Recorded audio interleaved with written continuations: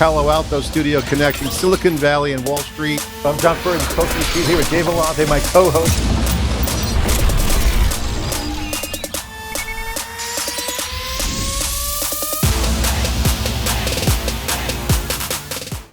Welcome back to theCUBE studio here at the New York Stock Exchange. I'm Gemma Allen with NYSE Wired, mixture of experts. And joining me now for a conversation on how the world of agentic AI meets SRE and DevOps is my next guest, COO and President of NeuBird AI, Venkat Ramakrishnan. Welcome, Venkat. Great to be here, Gemma. So you're new enough to this company, Yeah. joined in January of this year, but you've had quite the career in tech. Talk to us a little bit about this move for you, why you joined NeuBird AI at this moment, and what you're working towards with the team. Yeah. One of the reasons I joined NeuBird AI is NeuBird is solving one of the toughest problems in enterprise infrastructure, right? If you really look at the number of systems, the number of compute nodes, or the number of VM nodes, and the scale of the infrastructure that is being deployed in even a regular, ordinary enterprise is mind-blowing. The kind of number of applications, the number of users these applications serve are also continuing to grow, and the amount of data they serve is continuing to grow exponentially. So what that means is that a lot of enterprises are betting big on their infrastructure. You know, I mean, we are at the stock exchange, and we all know how all of the digital platforms that run as stock exchange to deliver the low latency trades, and starting from there, to almost any commercial app that's ever built is running on modern high-speed infrastructure. And the advent of coding agents, where you can actually ship a lot more code into production a lot faster, is also causing a lot of churn, a lot of quick changes in the infrastructure that many companies are really finding hard to keep up with. And in all honesty, production has outgrown human understanding. And I looked at the problem, I looked at what the customers I was serving in my previous job was going through in managing large-scale infrastructure. I saw what NeuBird has built and the kind of problems it is already solving for customers.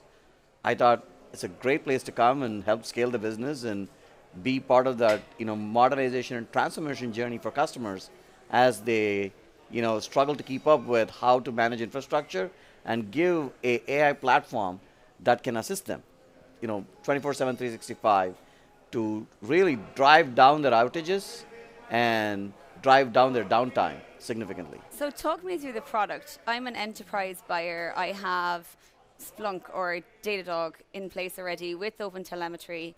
What does NeuBird AI do? Is it in addition to that stack? Does it replace parts of the stack? Talk me through how this works. Yeah. So that's a great question. NeuBird runs on top of the existing telemetry stacks. You could run a Datadog, Dynatrace, even Prometheus, Grafana, Elasticsearch for logging. So any metrics, event, logging, and tracing stack, NeuBird can run on top of that. It also works very well with OTel-based products, which is an open source connector for driving telemetry into your systems. More importantly, NeuBird can actually go talk to the source. It can interrogate the source of these logs and telemetry as well. So we integrate about 100 different sources, so we can, while run on top of the existing observability providers, we can also directly talk to the systems, the servers, the storage, the networking, the vCenter endpoints, the cloud endpoints, the database and application endpoints.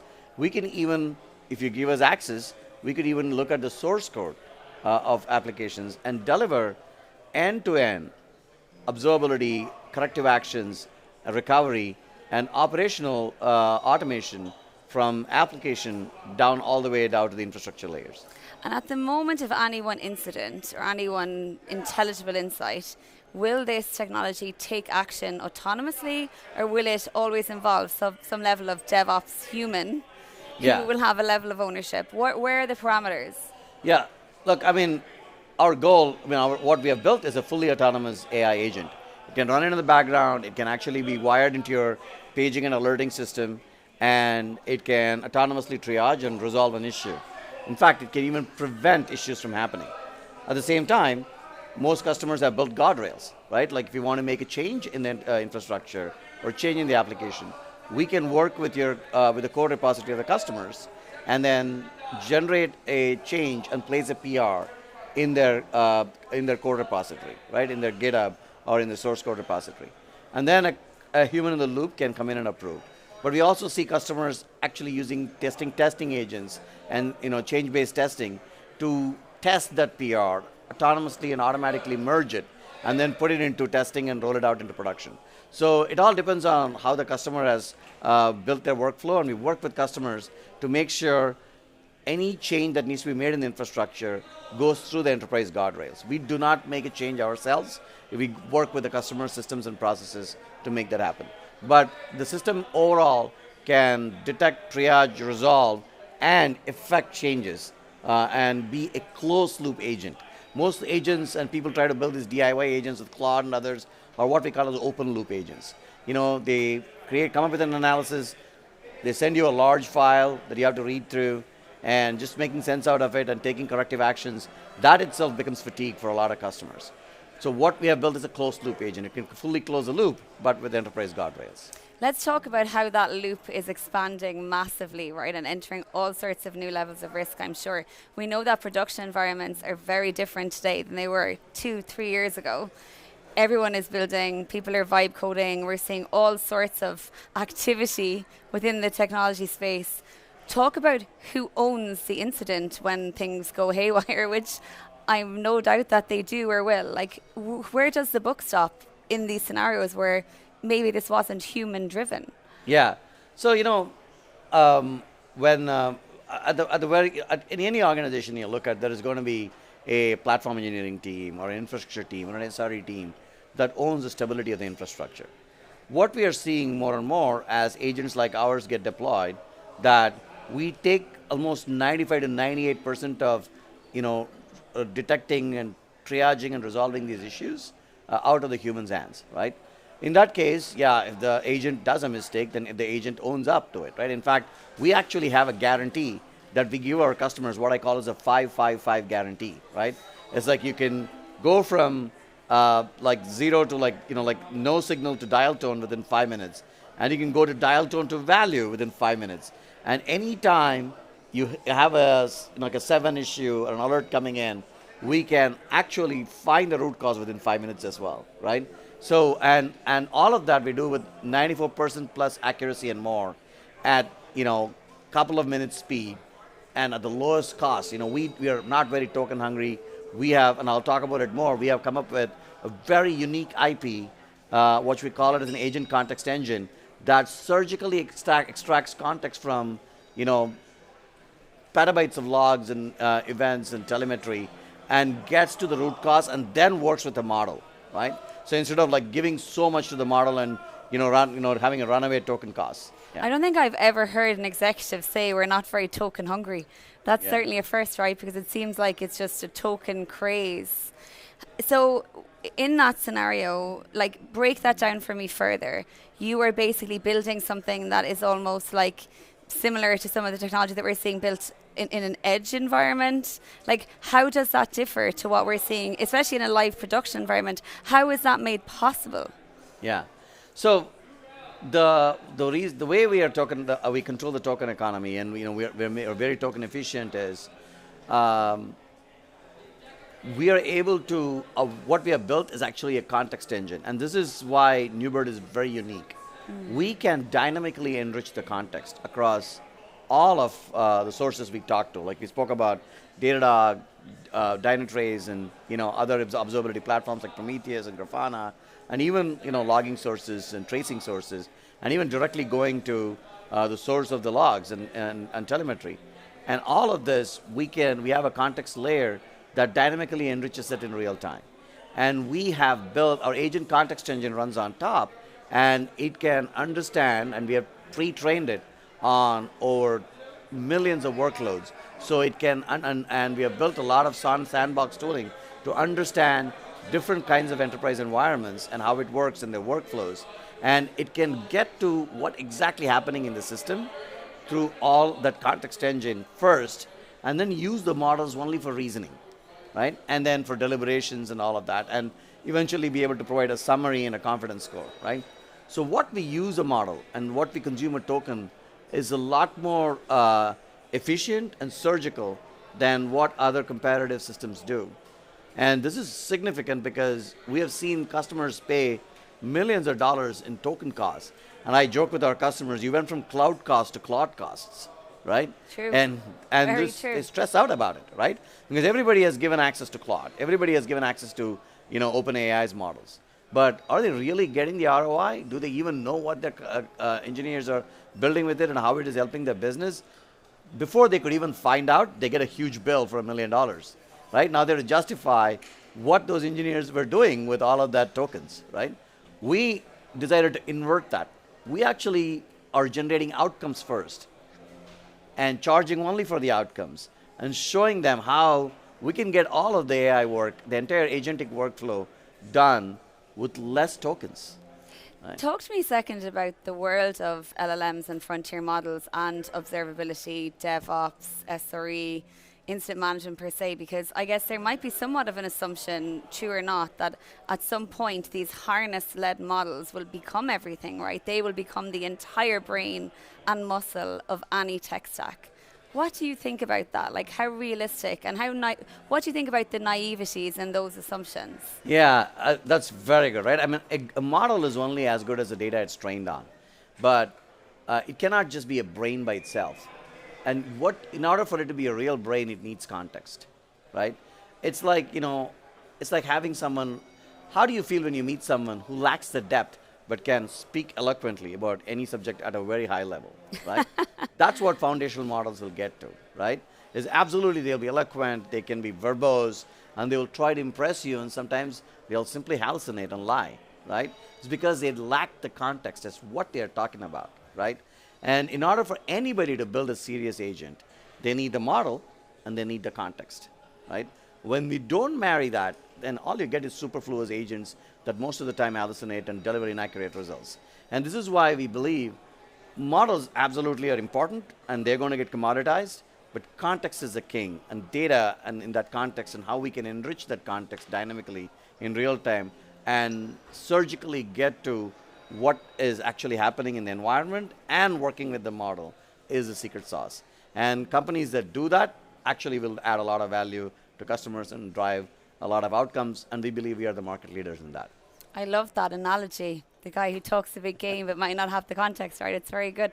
So talk about the world of DevOps and the human relevance, right? The future of a DevOps engineer 5-10 years from now. How do you think about how this path will evolve, right? You say that there will, and you're right, in any enterprise there needs to be policies in place, and a company like yours needs to meet an enterprise where they're at, right? And there has to be regulation and guardrails.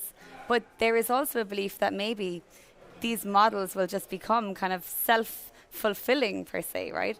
How do you think about that from the perspective of the DevOps journey? I also want to correct again, models by themselves are not going to achieve anything, any context. Agents probably, right? So definitely. So, look at it. There is, in the history of human civilization, there has always been, we have a tendency, an urge to find tools to drive our productivity up, right? I mean, this goes all the way back to the invention of wheel, right? So, and our motivation and even in our quest to go to Mars, right, is all about how do we continue to innovate. But it hasn't made, people any less busier, or it hasn't eliminated, we don't see a lot of jobless people because our productivity gains have been significant. In fact, it has created more jobs. It has created high-value jobs. It has actually created more economic independence. I mean, I'll take a simple example. When the ride-hailing apps came about, everybody was like, oh, the disaster is going to strike, a whole bunch of people are going to be unemployed, and the whole taxi industry is going to die. Guess what happened? It enabled pretty much everybody to actually be an entrepreneur by themselves. They can take their own car, and they can actually select rides, and they can go, and they can make money on their own. It actually put a lot of money in a lot of people's pockets. It actually expanded, access to a lot more jobs for them, right? Same thing. When we actually have these agents come in, what we are going to do, what we will see, and I'm already seeing it, is SREs, platform engineers, suddenly have a superpower, right? If you really look at a day in the life of a platform engineer, it's like Groundhog Day, right? The same day repeats and is just worse than the previous day, right? They have the similar escalations, somebody else pushing a bad code, some other infrastructure element fails, and despite all of their best planning and redundancy, DR and all of that, there's always something that's out of control. A network port fails, or there's a power outage in a data center. So they're running between fire to fire. If you see the amount of hours a R&D team, a software development team, an application development team spends in firefighting, it's mind-blowing. We are losing millions of hours of productivity in just firefighting repeat issues. Imagine the same building catches fire, every other week, and you have your firefighters going and fight. That's what is happening. The same application can crash. The same infrastructure can go, completely, have an outage or a downtime, and these people are, fighting the same fires, and they're waking up in the middle of the night. They are missing their kids' soccer games. They cannot go out on a date night without having the pagers ring.